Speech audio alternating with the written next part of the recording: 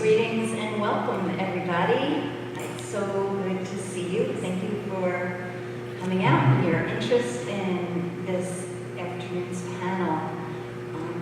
My name is Elise Gold. I'll say a few words about myself and then I'll turn it over to our panelists. I just want to put out that given the size of the crowd, we have some questions here, but know that we can keep this fairly informal. So you could really tune into what your voice is as far as what your interests are, and if we, with our questions that we have prepared, don't strike that chord inside of you, but there's something that you'd like to bring up and are curious about, you can bring it to the table. And though we have some experts here, I like to think about all of us as being experts. So I honor and value all of your ideas and wisdom, and look forward to hearing from you. So a word or two about myself. June invited me, June Krieger, to moderate. She met me in my role as a co-founder of the Mathew Swerdloff Foundation. What brought me to doing work with sexual trafficking specifically was my daughter Maya, who in 2014 read a book, Sold, and at the age of 14 years old, she knew then that she wanted to do work to reduce sexual trafficking in Nepal specifically. And regrettably, Maya took her own life in 2015. So my husband Mathew and I co-founded the Mathew Swerdloff Foundation, and part of our work is to reduce trafficking specifically in Nepal. So thank you, and I'll turn it over. I've asked each of the panelists to introduce themselves. You can start. Hi, my name is Mathew Swerdloff, and as Elise mentioned, I'm the co-founder of the Mathew Swerdloff Foundation. She told you a little bit about the origins of the foundation. So we really have two focus areas. One is to provide support, programming, and educational opportunities for youth in the Hudson Valley. And the second focus area, as Elise mentioned, is to work to reduce sexual trafficking in Nepal.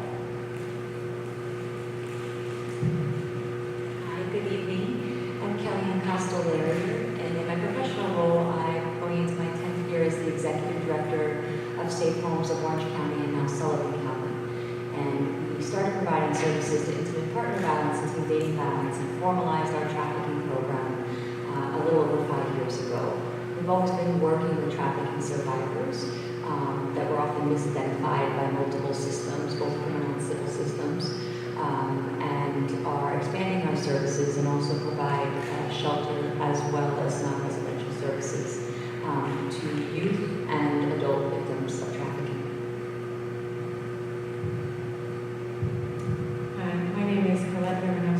I'm the co-founder of an organization called Anchor of Hope, and our aim is to provide awareness and education to individuals in the community to understand what trafficking is and what it looks like, and their role in combating it. We also work alongside existing organizations to provide advocacy for victims and to partner them with existing resources, and we're fairly new, but we've gotten off to a screaming start, so I'm excited to be here. Thank you. Thank you all. So this is, as I mentioned, very open. all of the questions are open, and in fact, aside from our panel, if you want to weigh in or dig deeper into any of these questions and discussion, I invite you to do so. Not every panelist is going to answer every question, but we'll hear snippets and highlights from each of them. So the first question is, and I'd like Kellyanne for you to address this, from your perspective, what are some of the root causes of trafficking? So a lot of times I think it's definitely important to acknowledge kind of the entrance and exit ramps when you look at trafficking, and certainly vulnerability. Certain vulnerabilities can make you more at risk of being trafficked. When we look at safe homes and what we're doing, we start with the root cause being traffickers. And sometimes it seems so simplistic, in my opinion, to say that, but the good news is if it is that simplistic, it means that we can absolutely address it and take it on and potentially change the course of action. Because it's not a natural-made disaster, right? It is, with the lack of better words, man-made, meaning we can have significant solutions when we look at addressing the trafficker, both by criminal and civil justice systems, both at the federal and state level, and by addressing the demand of trafficking. We see trafficking as the response to the demand of prostitution. And, you can't not address those vulnerabilities, certainly poverty, right? Homelessness. We're looking at high-risk foster homes. We're looking at individuals who have a lack of basic human needs, right? The things that we rely on so desperately: a roof over your head, food in your mouth, clothing, but also addressing and focusing on a root cause being the trafficker themselves, right? And so if the trafficker didn't exist and it's an individual, it gives us hope that we can absolutely have impact if we focus on the fact that it's not something bigger than us. And it's not. It's really not bigger than us. If we could start honing our skills on addressing traffickers and the tactics that they use, and focusing on the demand, we potentially can have significant impact on supporting both the youth and adults that are being sold, both through labor and sex trafficking. Thank you, Kellyanne. And I am wondering if you might give an example. And I really appreciate how you break it down, but to make it real, of course, with maintaining confidentiality. But if there was a situation that you at Safe Homes have addressed where you were able to hone in on the root causes with a trafficker. Sure. I mean, the biggest thing is we have to continue to educate, to get rid of the myths and misconceptions of what traffickers look like, and to understand how skilled they become on using technology. And it's very easy for service providers, including law enforcement, child protective services, even foster care systems, to not be able to identify some of the tactics of control that traffickers use to lure, engage, or to entrench and entrap their victims. And we have a hard time, I think, especially in this country, in the United States, identifying trafficking, because we've done a really good job sometimes at raising awareness globally. But a lot of times the trafficking survivors we're working with are youth that are vulnerable, that are initially lured or enticed with basic human needs. And once they're entrenched by that trafficker and being able to get out, the perception often by the systems that we come in contact with is that's just a runaway or an AWOL youth, and they continuously run away from their foster parents, or they continuously run away from their group home, and they're really seen as a delinquent, as opposed to asking the right questions around, A, why are they running away? Why do they potentially have things that they don't have the resources to afford, right? And why are individuals potentially, many traffickers, what we're seeing in our group homes, are sending in other youth to engage youth in that home to come to a place, come with them where they can get their needs met. And I will say on a side note, what we see overwhelmingly is this complete lack of disregard by the adults in this community and professional capacity to acknowledge that we all want our basic human needs met. And so, yes, it's important that people are able to get their hair done and they're able to go shopping and they're able to make life decisions that all of us make. And the moment that someone's vulnerable, we see those needs as how could they want, tangible items that seem frivolous, but we all invest in them in our own lives when we have safety and access and resources. And so to put youth on the street who do want the opportunity to potentially have their needs met and go shopping and be able to have those things, no Department of Social Services, and really we haven't come in contact yet with a government entity that's providing those needs. And so it's a strong pull with individuals who have very little to no basic needs met. And that's what we're seeing is youth in foster homes and in group homes being lured by basic human needs. Thank you. Matthew, did you want to add to that? Sure. So I can share the perspective. I'm by no means an expert on trafficking here or in Nepal, but our foundation has been to Nepal 4 times now in the last few years, and we've learned a lot about the root causes there, which are similar in many ways. I think poverty is a huge sort of an indicator for being at risk of being trafficked. We have Nepal is one of the poorest countries in the world. I think it's 40% of the people live below their own poverty line. So in the rural areas in particular, they're very vulnerable to being trafficked. Another issue that is very unique to that part of the world in a certain way is the status of girls and women in society. And it's very, very pronounced, the lesser standing that women have when a girl is born in many of the ethnic communities. She is not welcomed.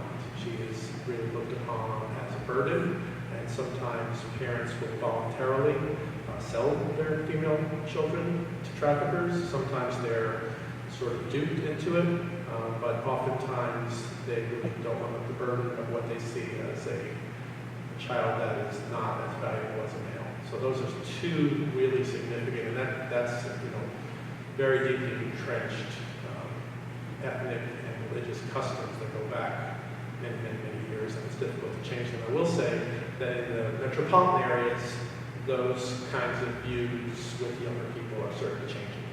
That's what we learned is with the younger people in Nepal, in the cities, they really, with more exposure to the Western world and other values and international ideals, they really see that as an archaic belief system and are working to try and change it. Know that we digitally huddled beforehand, and I'm not going to ask collective answer that, but I can. Okay, sure, feel free to weigh in. Some of us said, oh, that question speaks to me, and others said another, so yeah. So there are many vulnerabilities. One big one is domestic violence in the home. If a young person has experienced trauma in the home, that is a predisposing factor for that person to maybe not value their selves. And so, when a trafficker comes along and is looking for those vulnerabilities, and they see that, it's a setup. It can be a setup for that. Drug addiction is one. Traffickers will prey on people who are drug addicted. It's kind of easy prey. The person needs those drugs, and the trafficker is providing that. That's filling a need that they have. So there's just a couple more vulnerabilities. Thank you. So moving on, what are some different types of trafficking, and if you could address how they differ from one another? Again, I'll start with Kellyanne. I think to make it really easy, you can kind of break it into 2 categories and then start to break that down as well. And then you have to make sure that you look at the difference between adult and youth, especially when you're talking about the law. But when we look at trafficking, we're really looking at sex trafficking and labor trafficking. And when we look at sex trafficking, we're looking at, if you can find those in various places. You can look for them in forced prostitution, you can look at them in massage parlors. You could look at that in what they would reference as a strip club. You can look at that as online. You're very probably familiar with Backpages, even though it's been successfully taken down. There's been many other platforms that have come in its place where you are running individuals and exploiting individuals technologically. We're seeing that all the time, by the way, the use of technology and being able to advertise on all sorts of social media platforms. And then when we look at labor trafficking, we're looking at forced servitude, indentured service. We see someone who comes over potentially and is not paid for the time that they are worked. They have no ability to rest or to have access to their money or their resources. The difference for us, regardless if we're looking at sex trafficking or labor trafficking, by law really comes down to age. And so with youth, you don't need forced fraud or coercion to meet the definition of trafficking, meaning that youth can be sex trafficked without forced fraud or coercion because of their age.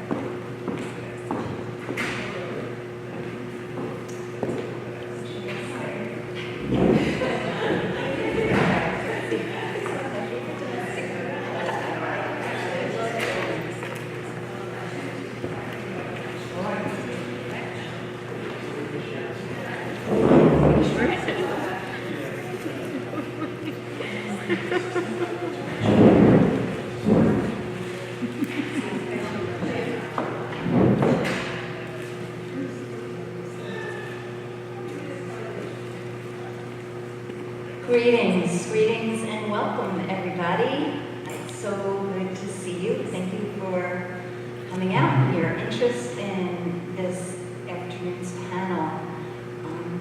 My name is Elise Gold. I'll say a few words about myself and then I'll turn it over to our panelists.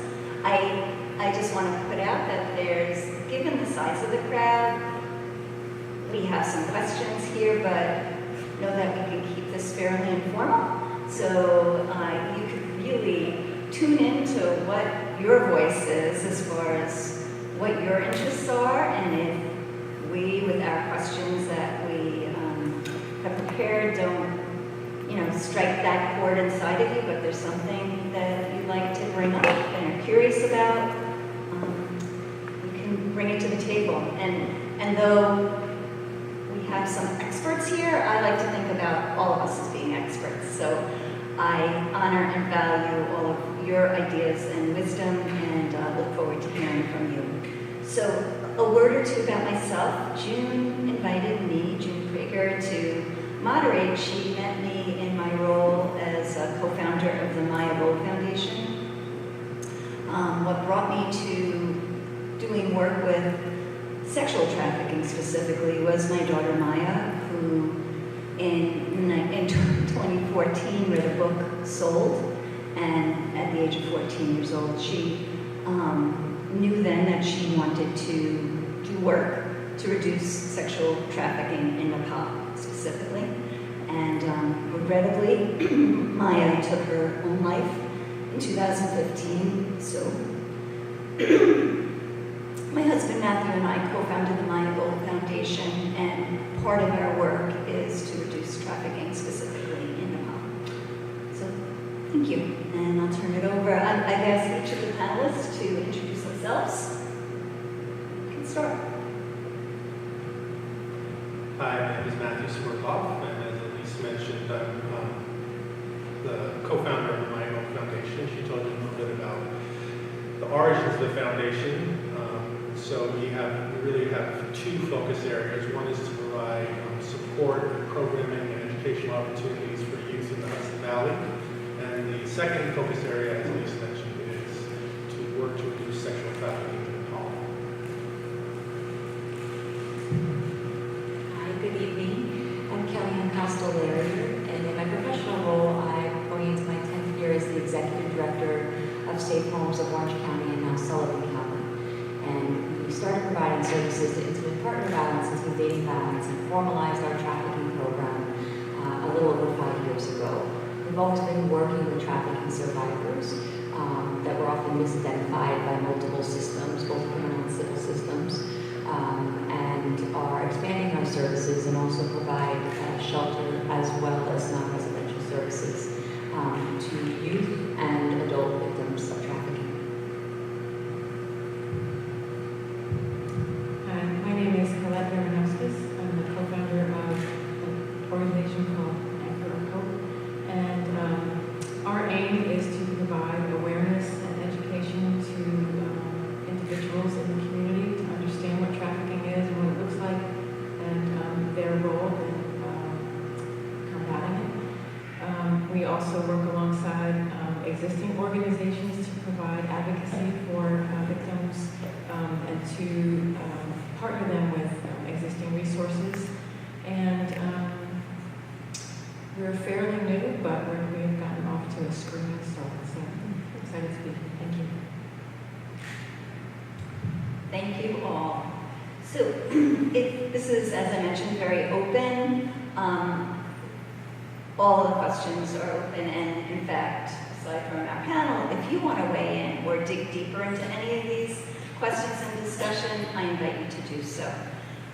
Not every panelist is going to answer every question, but we'll hear snippets and highlights from each of them. So the first question is, and I'd like Kellyanne for you to address this, from your perspective, what are some of the root causes of trafficking? So, a lot of times I think it's definitely important to acknowledge kind of the entrance and exit ramps when you look at trafficking, and certainly vulnerability. Certain vulnerabilities can make you more at risk of being trafficked. When we look at safe homes and what we're doing, we start with the root cause being traffickers. And sometimes it seems so simplistic, in my opinion, to say that, but the good news is if it is that simplistic, it means that we can absolutely address it and take it on and potentially change the course of action. Because it's not a natural-made disaster, right? It is, with a lack of better words, man-made, meaning we can have significant solutions when we look at addressing the trafficker, both by criminal and civil justice systems, both at the federal and state level, and by addressing the demand of trafficking. We see trafficking as the response to the demand of prostitution. And, you can't not address those vulnerabilities, certainly poverty, right? Homelessness. We're looking at high-risk foster homes. We're looking at individuals who have a lack of basic human needs, right? The things that we rely on so desperately, a roof over your head, food in your mouth, clothing, but also addressing and focusing on the root cause being the trafficker themselves, right? And so if the trafficker didn't exist and it's an individual, it gives us hope that we can actually have impact if we focus on the fact that it's not something bigger than us.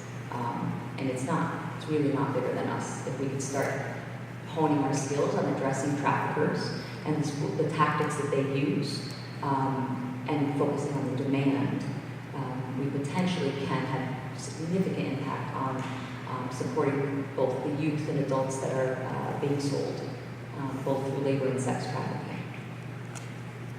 Thank you, Kellyanne. And I am wondering if you might give an example. And I really appreciate how you break it down, but to make it real, of course, with maintaining confidentiality. But if there was a situation that you at Safe Homes have addressed where you were able to hone in on the root causes with a trafficker.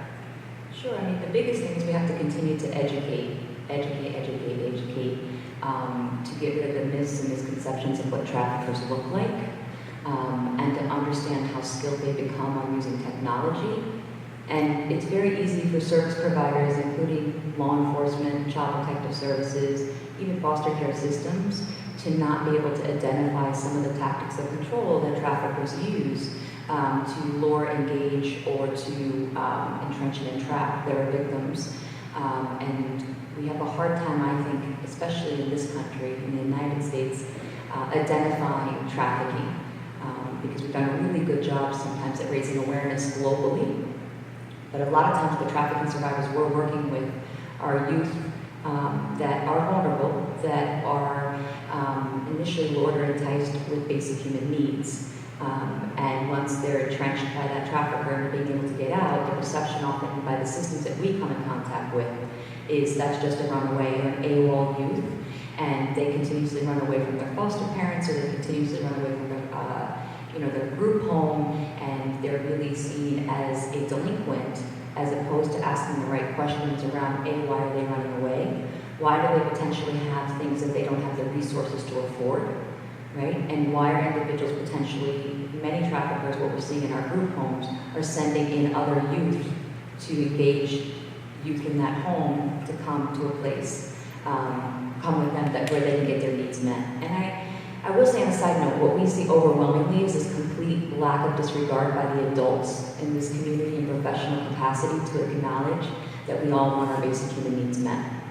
And so, yes, it's important that people are able to get their hair done, and they're able to go shopping, and they're able to make life decisions that all of us make. And the moment that someone's vulnerable, we see those needs as how could they want, tangible items that seem frivolous. But we all invest in them in our own lives when we have safety and access and resources.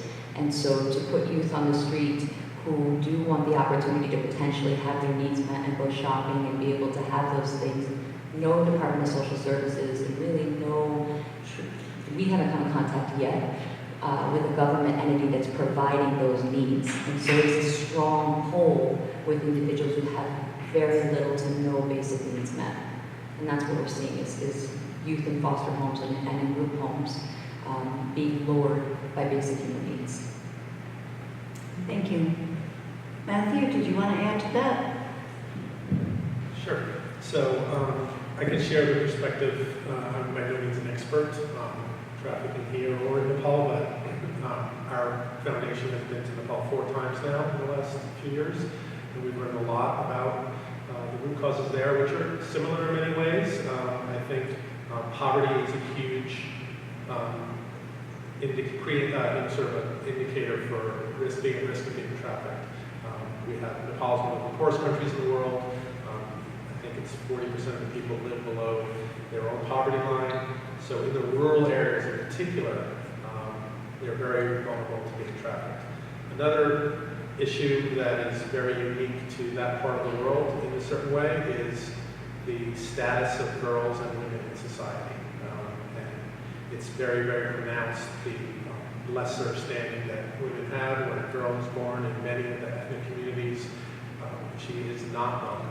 She is really looked upon as a burden, and sometimes parents will voluntarily sell their female children to traffickers. Sometimes they're sort of duped into it, but oftentimes they really don't want the burden of what they see as a child that is not as valuable as a male. So those are 2 really significant, and that's very deeply entrenched ethnic and religious customs that go back many, many, many years, and it's difficult to change them. I will say that in the metropolitan areas, those kinds of views with younger people are certainly changing.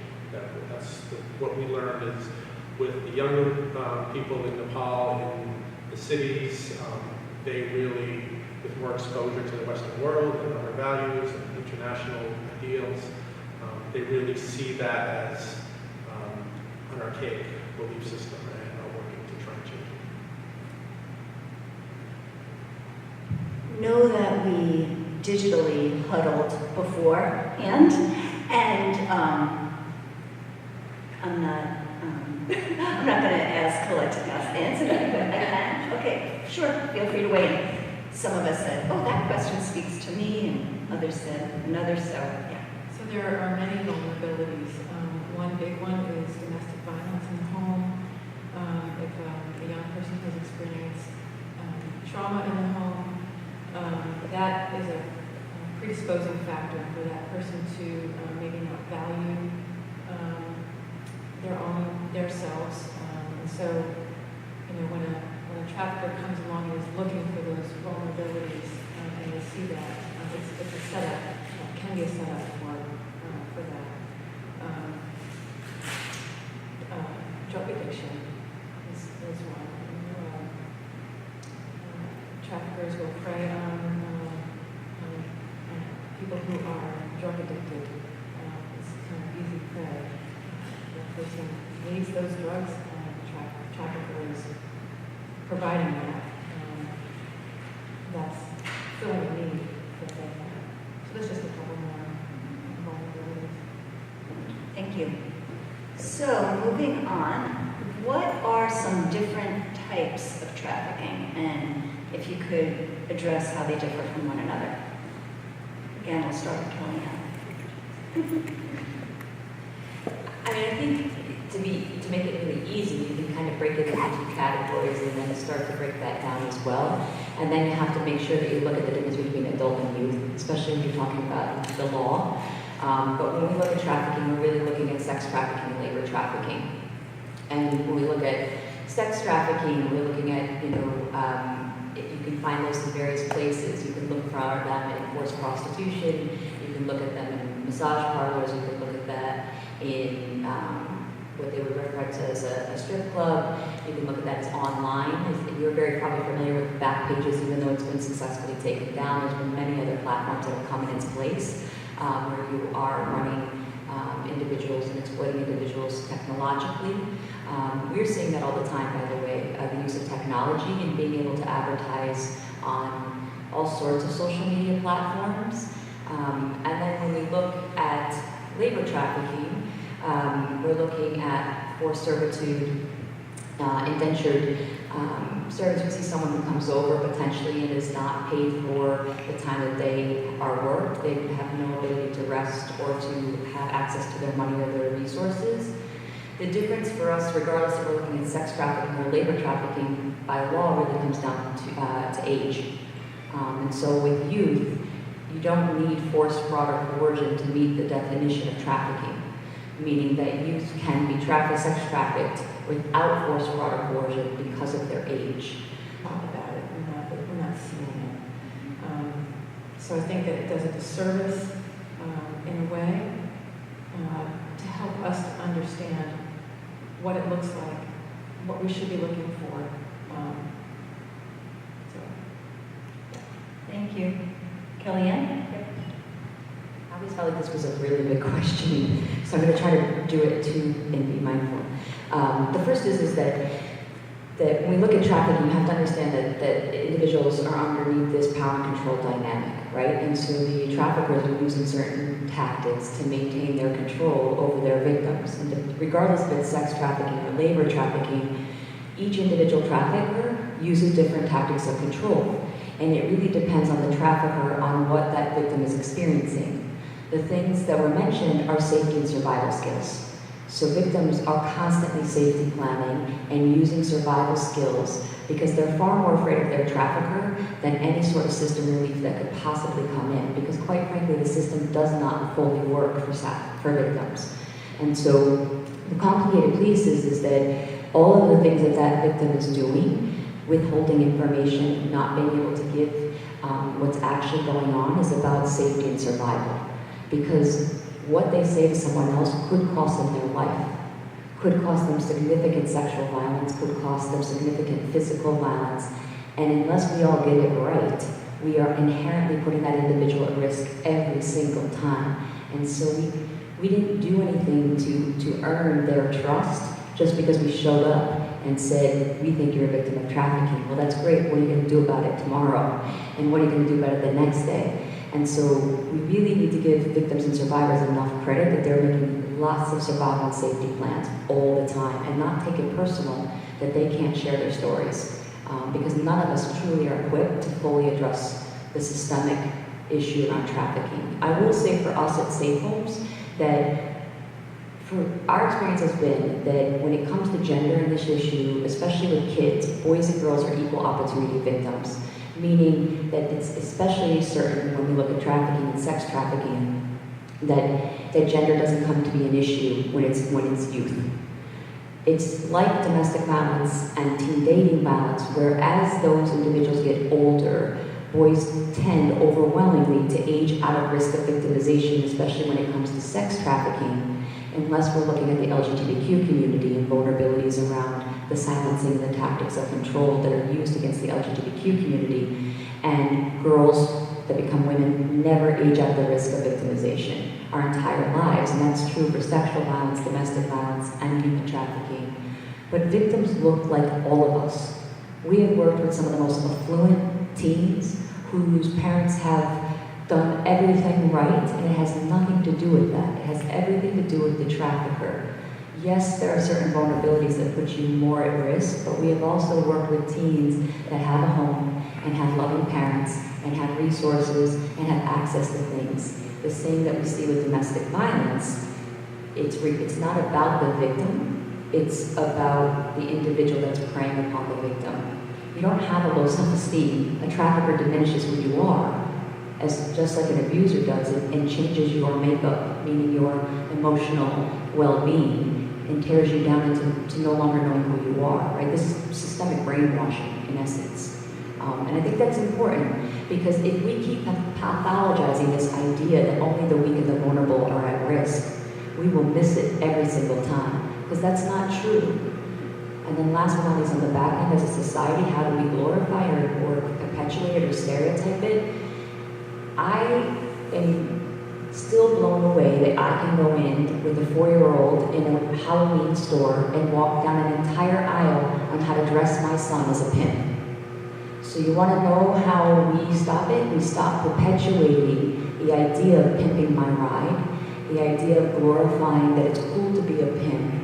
When you say to your kids, you know, we're pimping this, we're pimping that, we have literally taken the very words that traffickers use to lure, entrench, and trap, and we make them Halloween costumes. We don't have any conversation about the correlation and connection between pornography and prostitution and trafficking, and we don't have any conversation about pornography, trafficking, and violence against women and girls. So I really believe that we have created an infrastructure for trafficking to be alive and very, very well. And we live in a very sexist environment that still thinks that women spent their whole entire childhood growing up wanting to be prostitutes, and that they're out there on their own free will. And personally at Safe Homes, I have not met one that was not a survivor of trafficking.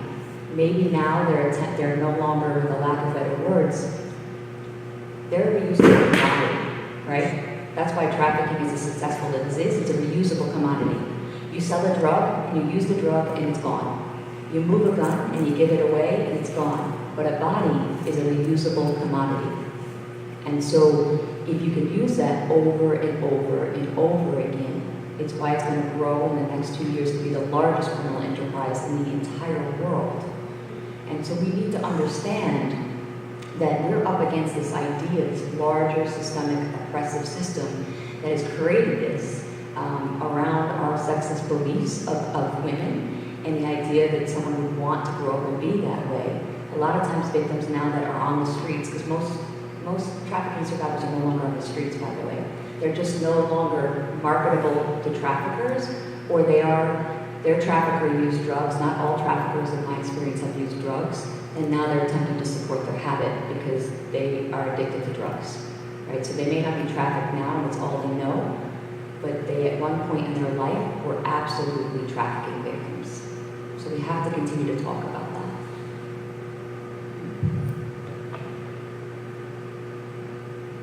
Thank you. We have a question from the audience. I know you're saying despite the fact that there may be some kids that are well off who, for other reasons, have been drawn into this, does it not relate primarily to economics? The fact that there are people, what you've been saying about people who are in search of a livelihood, and they get sucked in, switch and bait. This is what we're offering you, and then in the end, they're under the control of the trafficker. So again, Female or male. She's asking if it's not more connected to economics and poverty, in essence, right? And so certainly that's a vulnerability, right? But we often think that things can only happen in certain neighborhoods, in certain communities, and certain genders, and certain race and ethnicities, because we have in some ways created these stereotypes. And so because of that, we miss the high school basketball team that is prostituting out several girls in school and forcing them to perform oral sex in front of cameras, and then using that as potential blackmail that if they go and try to get help, but it's from an affluent school in a community in which I work. But people didn't think that was trafficking, that they thought that was boys being boys. But they were making money off of that, and that's trafficking, right? But because they didn't live in a city, and they were white, and they had money, they were boys being boys, and it wasn't trafficking. And so yes, absolutely, resources, poverty, all of those things are vulnerabilities, and certainly when you go outside this country who have even less access to basic human needs, that's a risk. I just want to be really mindful that this can happen to anyone, that no one is not at risk. Because regardless of that, it's a lure. It's the same way you see a young girl who's been lured across the country under the understanding that they're going to go meet an adult male, or they think they're meeting a 60-year-old male, who they're all potential traffickers, many of which either exploit or prostitute them out. So it's important, I think, yes, it's happening. Gangs are turning to trafficking as well, what we're seeing. But a lot of times I think it's easy to kind of say that it only happens in poor communities. It's not what we're seeing. We're seeing it happening in high schools. We're seeing it happening to college students who are going to college and still maintaining their college credits, and then on the weekends being trafficked. And so I just think it's really important to be mindful, because again, it's not third world problems. It's also not city and poor communities. It's important that we see that it can happen anywhere, because it's easy. But the same thing, though, I think when people see individuals that are on a corner, you're not going to see that in the town of Poughkeepsie. But if you potentially were to drive into the city of Poughkeepsie, you may see an individual on the corner still, as we do in the city of Newburgh. But my overwhelming experience by civil and criminal justice systems is, oh, that's where they want to be. Like, they're there by choice. And I personally have not met any of the individuals in my community that are working the streets, and we work with many women who have been prostituted, were there by choice, ever, in my opinion. Great question, and thank you. For our next question, Kellyanne, I'm going to ask you to address this one too. What is your take on adaptation of human trafficking to fictional accounts, such as in movies, television stories, and plays? And is it a good means of advocacy, or does it dilute and glorify human trafficking? And I know you touched on this a little before, but perhaps we can elaborate here.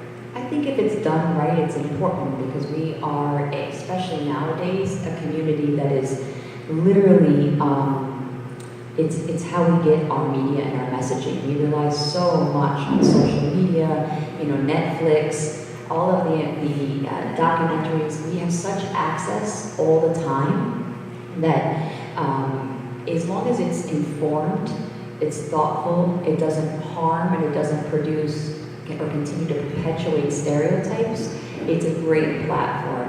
I think the difficulty is that even when we talk about trafficking, I train all of the police in the police academy, and when I ask them, like, when you think of trafficking, what do you think of, and what do you think they say to me? What movie did they give me?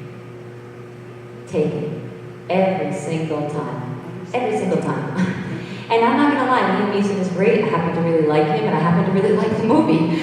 The difficulty is that it, again, is the only movie people draw to, right? We actually are presenting a trafficking conference on Tuesday. I am Jane Doe, and the mother and one of the survivors will be presenting, as well as the documentary, but the mom is one of the moms that brought down Backpages.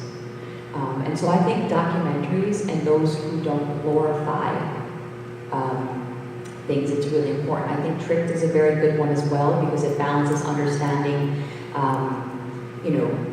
People don't realize that many of the both music genres, social media, there's a lot of things out there that glorify trafficking, really truly glorify it. Make light of it, make fun of it. Certain music stars have literally made millions off of it. And so it's important that we make sure that whatever we're using as our consumption is not doing more harm, or that it's glorifying that it's an opportunity without the messages in it. So as I said, Tricked, Very Young Girls, I'm Jane Doe, I think they're really great documentaries. But unfortunately, like a lot of things, violence against women sells, unfortunately. Look at how big Game of Thrones is.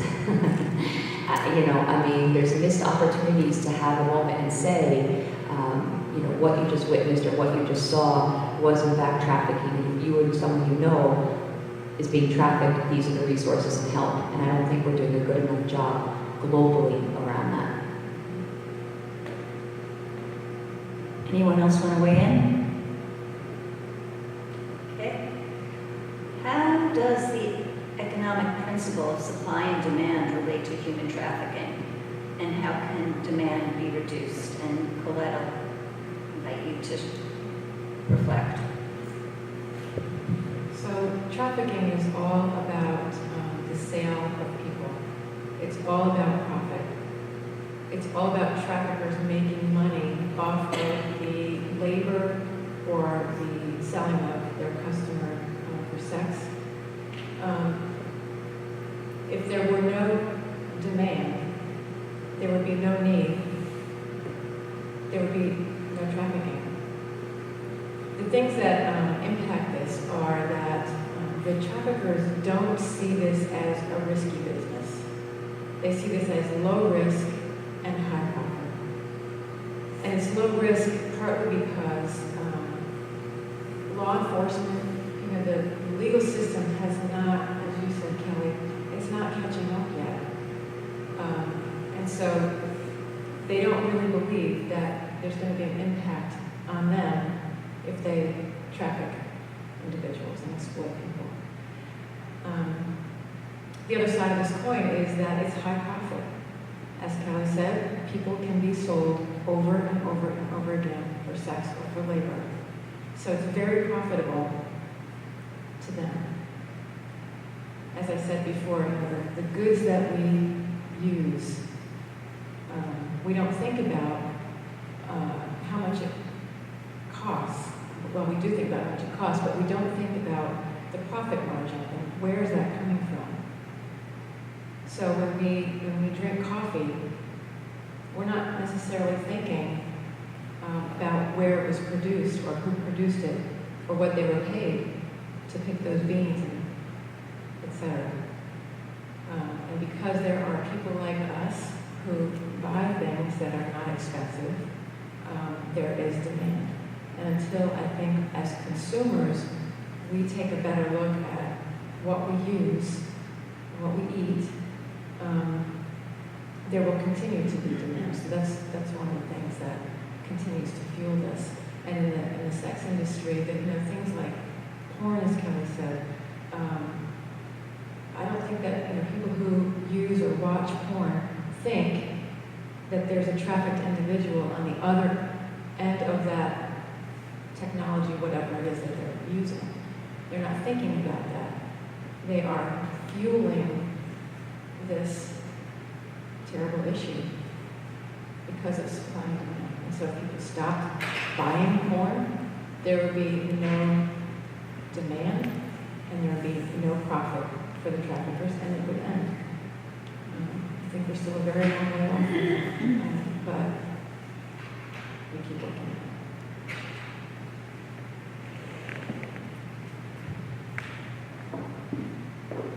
That response really almost loops back to some of the points that you've hit on from the very first question about root causes too. I'm going to close with this question, and then we'll have a little more time for audience input. And I'd love to hear from each of the three of you. What are some resources to explore for people who are interested in learning more about trafficking? Matthew, we haven't heard from you for a while. You want to start? Sure. I would say Safe Homes for Our Family, Anchor of Hope, and My Gold Foundation, all in our own way. I would say Internationally, the U.S. State Department is very active in anti-trafficking efforts around the world. The State Department is mandated by Congress to produce an annual report called the TIP report, Trafficking in Persons for every country. And that's, in some level, it's an academic exercise because some of these countries are not motivated to address these problems. But in some instances, it can be a bit of a lever that can be used to force change around the world.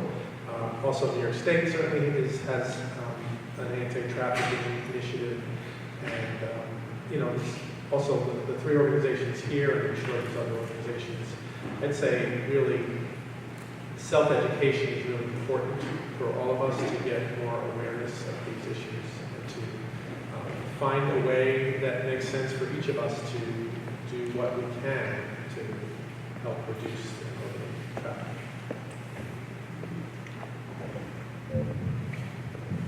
I think just to piggyback, I don't think you can ever be trained too much.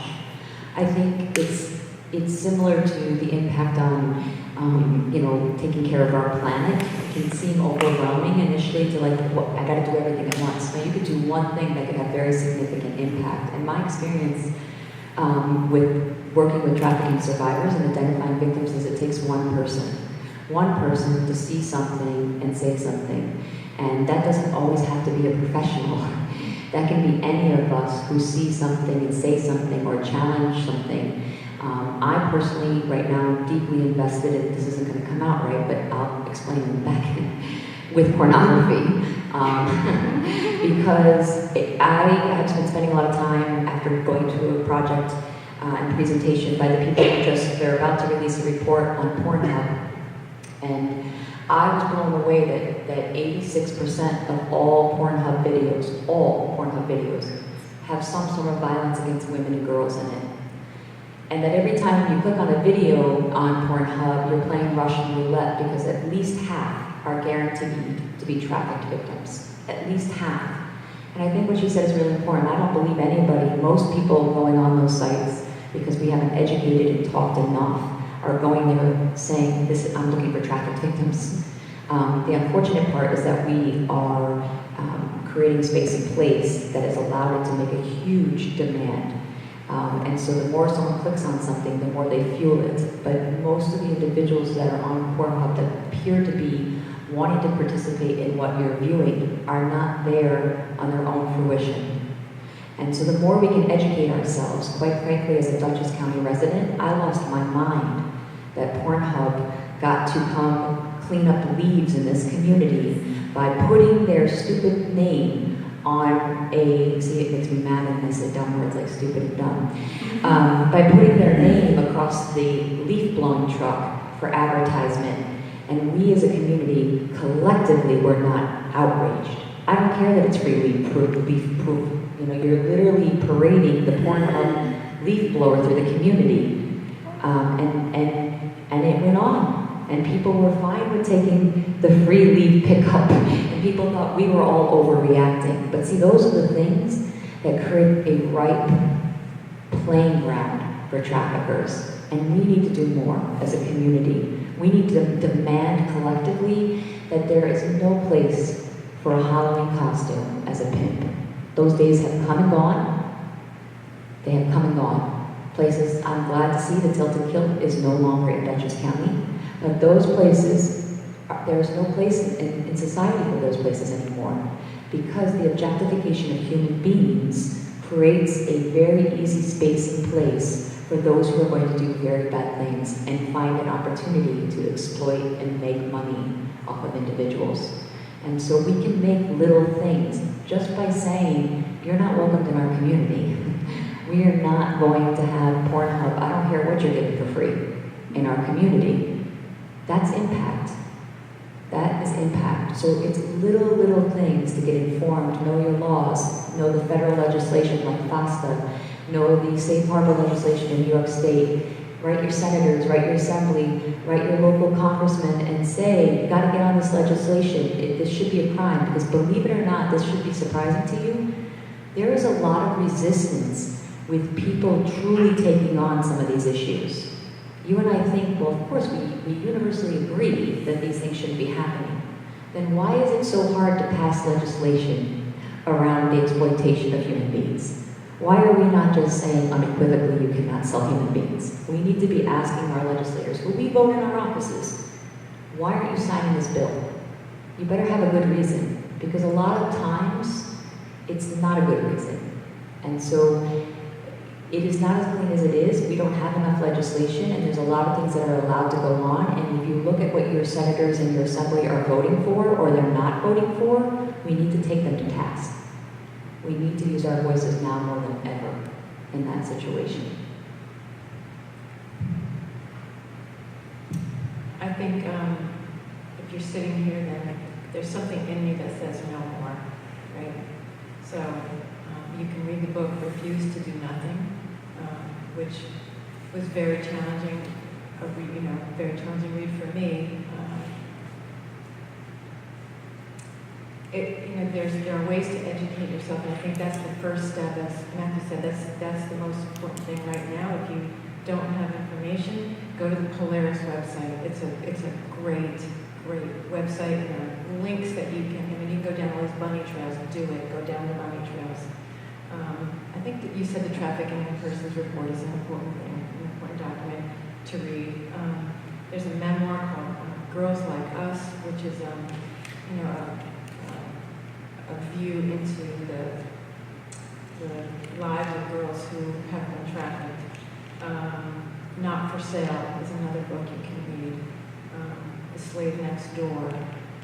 So I think each one of those books is going to have a different take on it, but it'll give you a personal story that might motivate you to say, what is it that I can do? What can I bring to the table?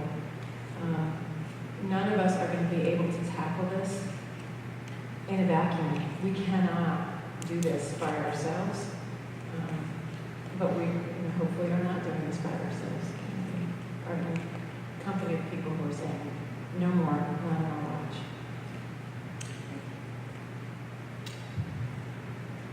Thank you. Thank you all. Thank you, audience members, for your showing up and listening and increasing your awareness and hopefully bringing some of this to your circles. And thank you, Colette, Kellyanne, Mathew, for sharing your wisdom, your points of view, your passion, and for the opportunity to be here.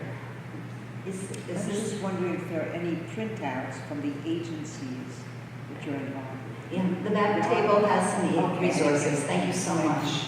And I'm sure that we will be able to stay around for a few moments and answer any questions informally, but now this panel has officially come to a close, so thank you all.